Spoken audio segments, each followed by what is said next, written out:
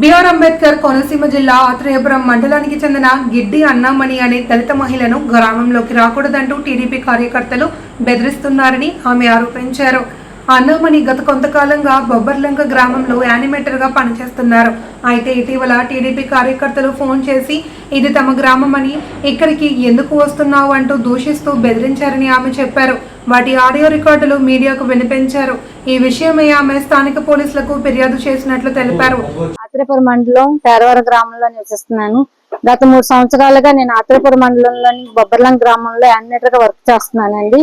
ఇటీవల వచ్చిన ప్రభుత్వం మారాక మా ప్రభుత్వం అమ్మాయిని వేసుకోవాలని చెప్పి అక్కడ ఉన్న రాజకీయ నాయకులు జల్లి కామేశ్వరరావు గారు, దాసరి గణేష్ గారు, సల్లపూడి నాగేశ్వరరావు గారు, విజయరోహిణి అన్న ఆవిడ ఒత్తిడి తెచ్చి వాళ్ళతో పాటు ఏపీఎం గంగాధర్ గారు కూడా ఏకపక్షంగా ఉండి వాళ్ళతో కుమ్మక్కయ్యి నా ఉద్యోగం నా విధి నిర్వహణలో నుంచి తొలగించారండి.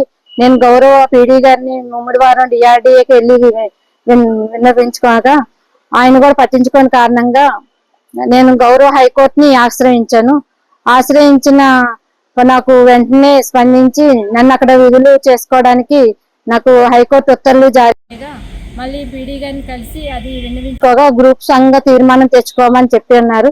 నేను గ్రామంలోకి వెళ్ళి చెప్పి ఉండగా జల్లి రాజ్కుమార్ అనే వ్యక్తి డ్వాక్రా గ్రూపుల దగ్గరికి ఎందుకు తిరుగుతున్నావు, వాళ్ళ ముగ్గురు నిన్ను తిరగొద్దన్నారు కదా, నిన్ను చంపేస్తామని నన్ను బెదిరిస్తూ నన్ను అనేక దుర్భాషలు మాట్లాడి ఉన్నారు.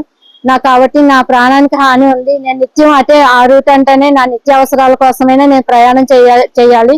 నా ప్రాణానికి హాని ఉంది కాబట్టి నాకు సహాయం చేయమని రక్షించమని కోరుకుంటున్నాను.